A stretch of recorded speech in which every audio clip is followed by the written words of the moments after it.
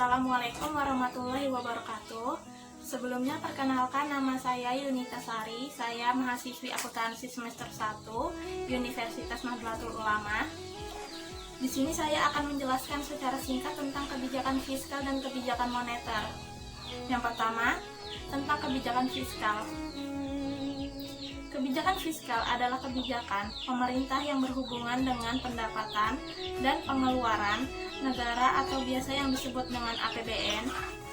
Pendapatan tersebut harus disesuaikan dengan pertumbuhan ekonomi yang diharapkan akan meningkatkan penciptaan lapangan kerja bagi masyarakatnya.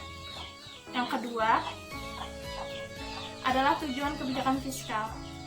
Tujuan utamanya dikeluarkan kebijakan fiskal adalah untuk menentukan arah, tujuan, sasaran, dan prioritas pembangunan nasional serta pertumbuhan perekonomian bangsa Indonesia. Ada beberapa kebijakan fiskal ialah sebagai berikut. 1. Mencapai kestabilan perekonomian nasional. 2. Memacu pertumbuhan ekonomi. 3. Mendorong laju investasi. 4. Membuka kesempatan kerja yang luas. 5. Mewujudkan keadilan sosial. 6. Sebagai wujud pemerataan dan perdistribusian pendapatan. 7. Mengurangi pengangguran. Yang ke-8, menjaga stabilitas harga barang dan jaga agar terhindar dari inflasi. Selanjutnya, ada beberapa jenis-jenis kebijakan fiskal ialah sebagai berikut. Yang pertama adalah kebijakan fiskal seimbang. Yang kedua adalah kebijakan fiskal surplus. Yang ketiga, kebijakan fiskal defisit. Yang keempat, kebijakan fiskal dinamis. Kebijakan moneter. Pengertian kebijakan moneter. Kebijakan moneter adalah kebijakan ekonomi yang dibuat untuk mengatur ukuran serta tingkat pertumbuhan pasokan uang di dalam perekonomian negara.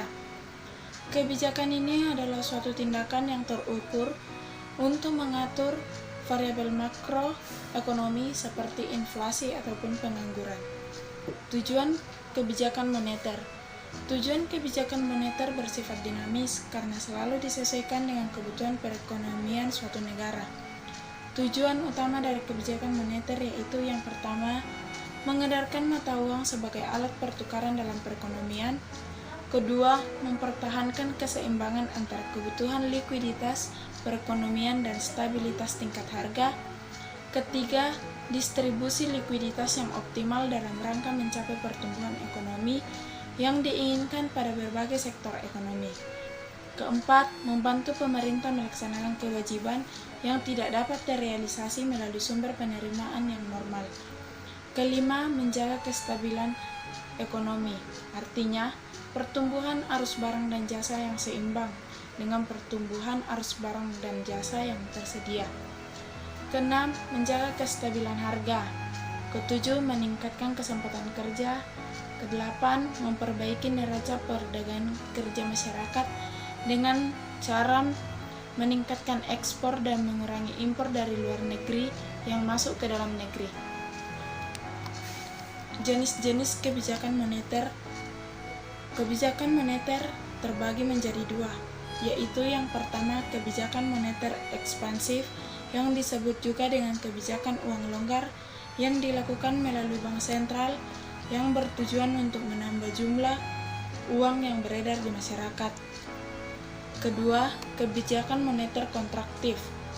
Kebijakan ini disebut juga sebagai uang ketat, yakni kebijakan melalui bank sentral untuk mengurangi peredaran jumlah uang ketika negara mengalami inflasi. Demikianlah hasil dari presentasi kami berdua. Semoga apa yang kami katakan dapat bermanfaat bagi kita semua. Jika ada kesalahan mohon dimaafkan. Sekian dan terima kasih.